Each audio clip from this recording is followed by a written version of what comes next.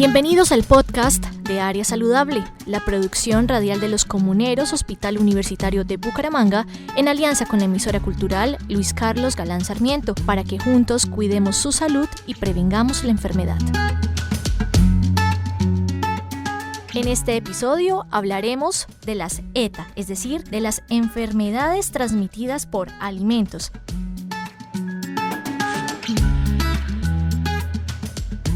Para ello, hoy contamos con la presencia del doctor Alejandro Escobar Villadiego, coordinador del Servicio de Urgencias de los Comuneros Hospital Universitario de Bucaramanga.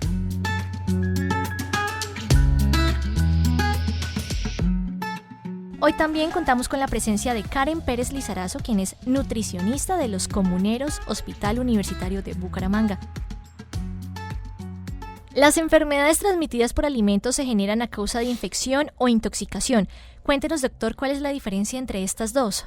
La intoxicación generalmente es aquello que se relaciona con una sustancia química tanto sintética como orgánica que se deriva de los alimentos que se consumen. Y una infección es aquello que se produce debido a un germen que puede ser viral, bacteriano o microbiológico que va en el alimento que se consume. Los dos van hacia el mismo fin, están produciendo una enfermedad que es la que estábamos hoy hablando, enfermedades transmitidas por los alimentos. Doctor, ¿cuál es la vía de transmisión de virus o bacterias en los alimentos? Bueno, es una pregunta muy interesante porque ahí hablamos desde la cadena de producción hasta el mismo consumidor primario, o sea, cualquiera de nosotros, dentro del manejo que se le hace al alimento. Hablo de la cadena de producción porque la cadena de producción tiene una responsabilidad muy alta en el tema alimentario a nivel mundial. Tanto así que dependiendo de cosas tan simples como la conservación del alimento, de la sustancia que se va a ingerir por el cliente primario, por el cliente final, puede producir o en una intoxicación o una infección transmitida por alimentos.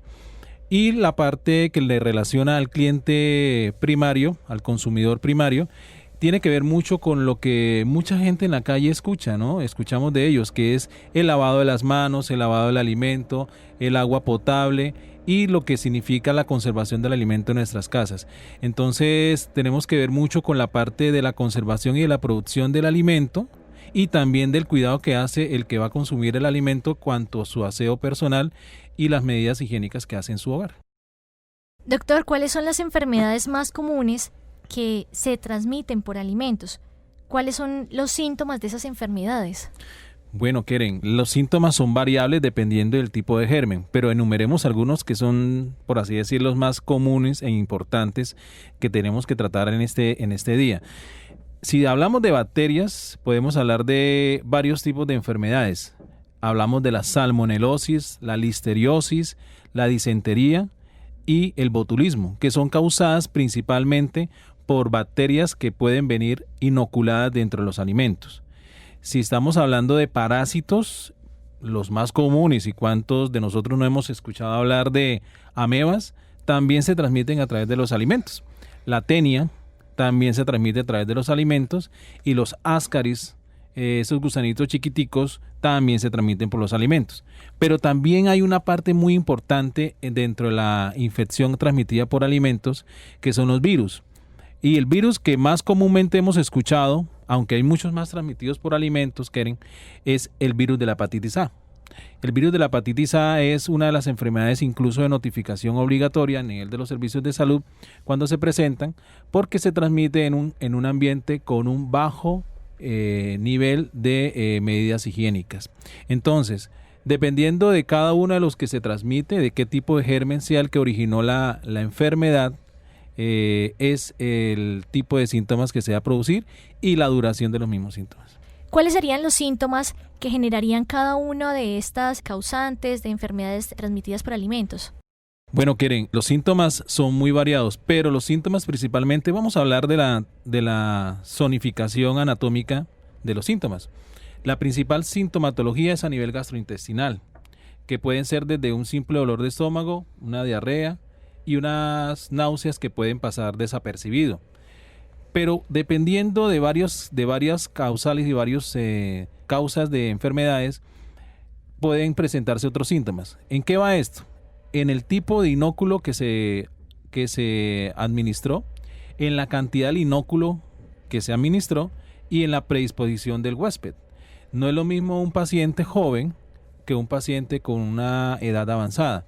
No es lo mismo una persona que haya consumido una cantidad pequeña de alimento contaminado o que haya consumido una cantidad grande de alimento contaminado.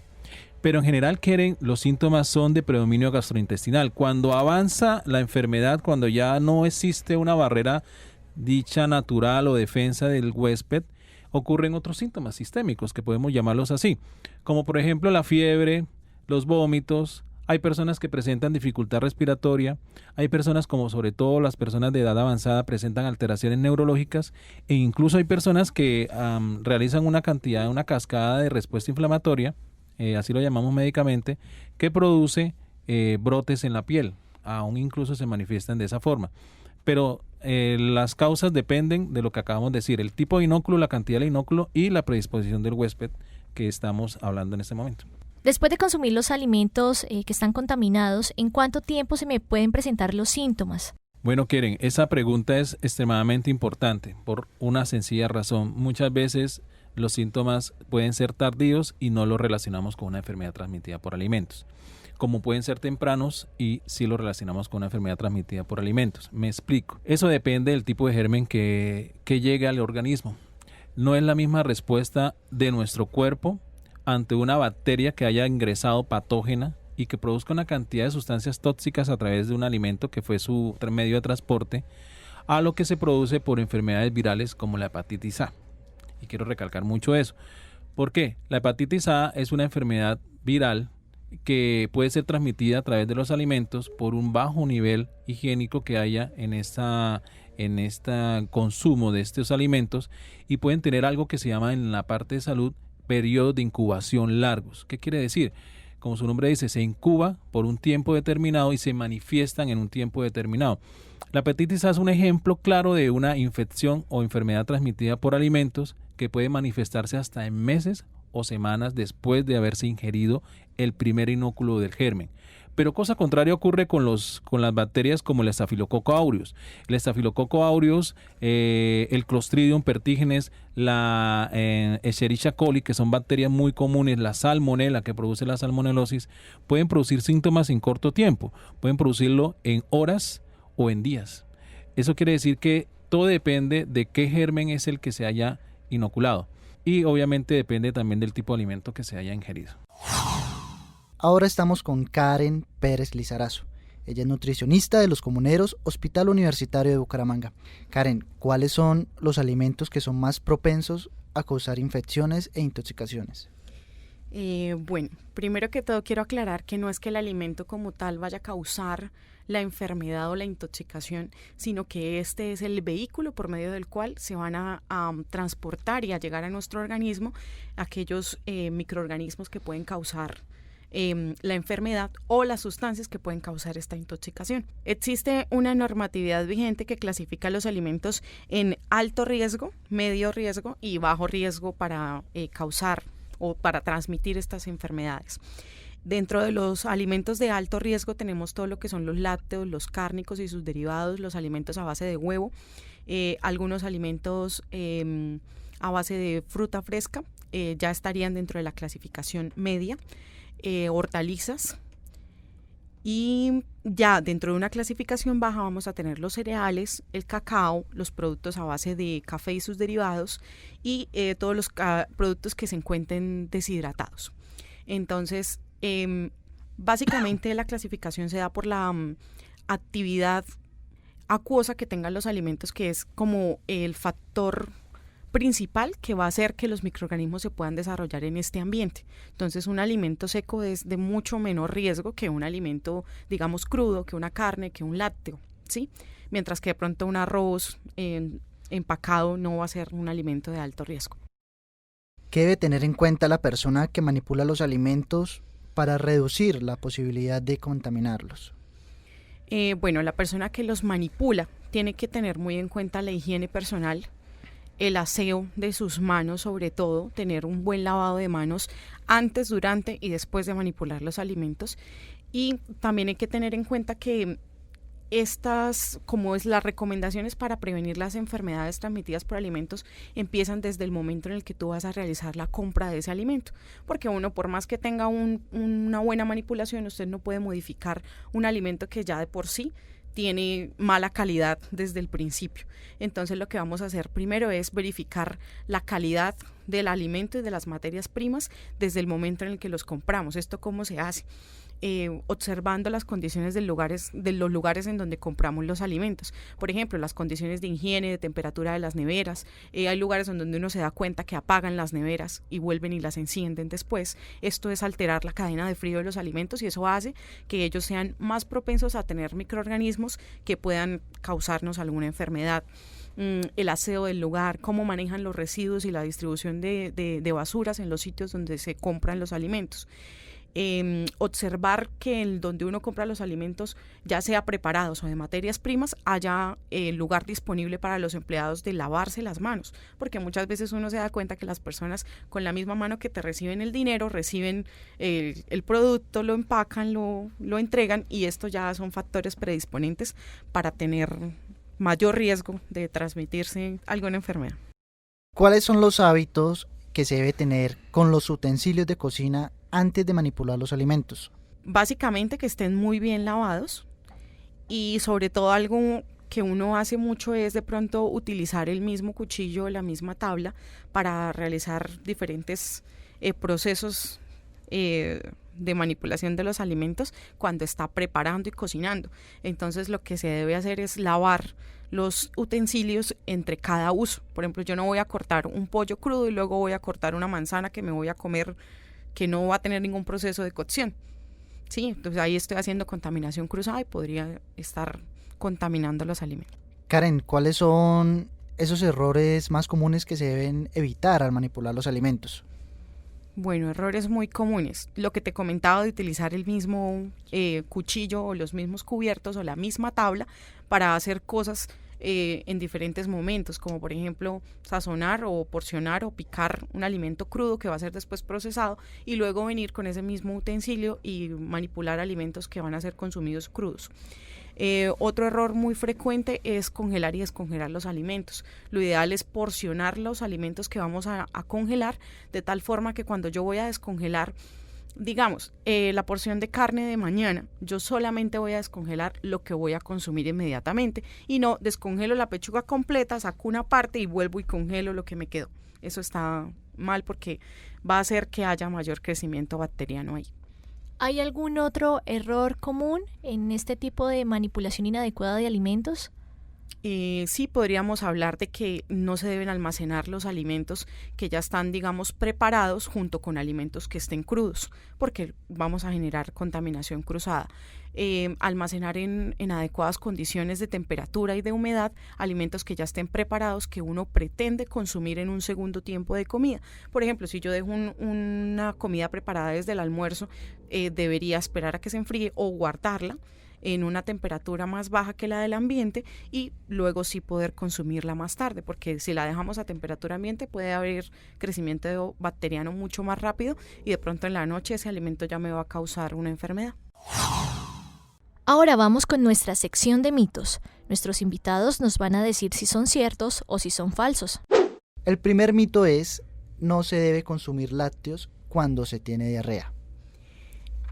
Bueno, esto va a depender de qué tan afectada está la persona, porque resulta que cuando tenemos tiempos de diarrea prolongados se pierden las primeras capas de las células que son las que contienen las enzimas necesarias para digerir adecuadamente los lácteos. Entonces sí se puede presentar una intolerancia transitoria, no permanente, sino transitoria, mientras el intestino se recupera de la diarrea a algunos lácteos. Sí, habría que mirarle la tolerancia a la persona, pero sí podríamos evitarlos en el momento más agudo de la diarrea. El siguiente mito es: ¿la leche sirve para desintoxicar? No, esto no es verdad. De por sí ningún alimento desintoxica. De esto se van a encargar nuestros órganos como son el hígado y los riñones de desintoxicar como tal y de eliminar las sustancias tóxicas del organismo. ¿Consumir agua con bicarbonato sirve para aliviar los problemas estomacales?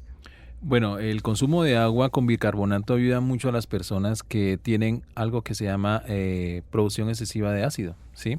Y ayuda a controlar un poco el tema digestivo en ese tipo de personas. Pero también hay que tener mucho cuidado con el consumo de agua bicarbonatada, si la podemos llamar así, ya que la fórmula química del bicarbonato es bicarbonato de sodio. El sodio es una sustancia química que en algunas personas susceptibles a su consumo, hablo de los hipertensos, los pacientes con falla renal, puede antes ser contraproducente. Entonces, creo que hay que tener prudencia. Es buen producto, sí, pero en algunas personas hay que tener prudencia. El siguiente mito que tenemos es que no se deben consumir mariscos durante el embarazo. Completamente falso, no hay evidencia que respalde dicha afirmación. El consumo de mariscos no está contraindicado en el embarazo, es un alimento sano, diría yo, que en el embarazo. Nuevamente, hablando del tema del día, depende también del sitio donde lo consumen, de la forma de conservarlo, de todo lo que el procesamiento que hemos hablado. Y otra cosa importante, tener en cuenta que hay personas que son alérgicas a los mariscos. Entonces, también es individualizar el consumo dependiendo de la susceptibilidad que se tenga.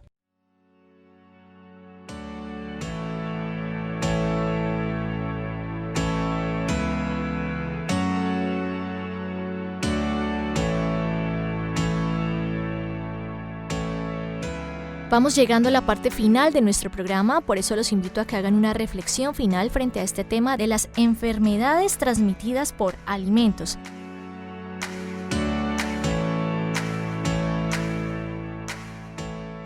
Primero agradeciendo al programa la invitación que nos hicieron, porque créanme que es algo muy interesante hablar de este tipo de enfermedades, sobre todo que se pueden prevenir. Yo quiero que tengamos en cuenta el tema de prevención, no vayamos al tema curativo. Es algo que se puede prevenir siempre y cuando sigamos las pautas que todos desde que somos chicos nos han dicho, lavándonos las manos, después de ir al baño, antes de ir a comer, todas esas cositas que son importantes. Y tener en cuenta que la alimentación, yo parto de una premisa, somos lo que nos alimentamos, ¿cierto? Nosotros, dependiendo de cómo nos alimentemos, así somos. Y cómo no tener en cuenta que una buena preparación y una buena alimentación va a tener un impacto en nuestra salud.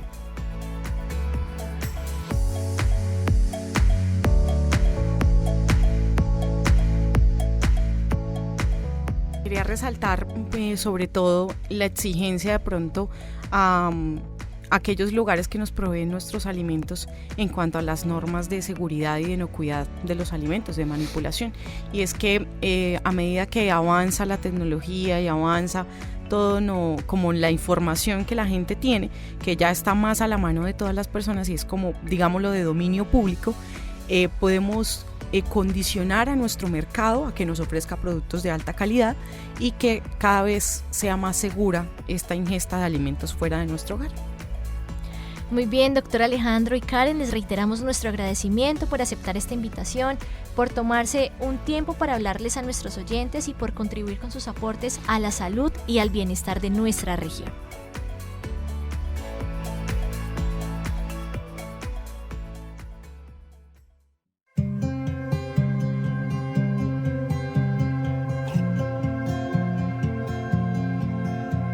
Agradecemos su sintonía y recuerden seguirnos en nuestras redes sociales. En Facebook e Instagram aparecemos como @loscomunerosHV. Recuerden que en este episodio estuvieron en compañía de Karen Lizarazo y Sebastián Donzoque. Nos oímos en un próximo episodio aquí en Área Saludable.